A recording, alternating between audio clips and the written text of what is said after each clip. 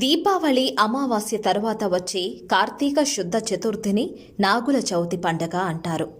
నాగుల చవితి రోజున నాగదేవతలను పూజించే వారికి అష్టైశ్వర్యాలు సిద్ధిస్తాయని విశ్వాసం.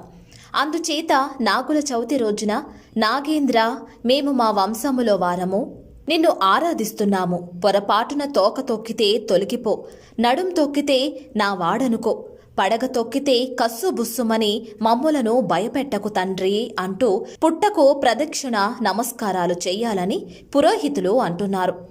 ఇంకా ఆ రోజు ఉదయం 5ంటికే లేచి శుచిగా స్నానమాచరించి ఎరుపు రంగు దుస్తులు ధరించాలి.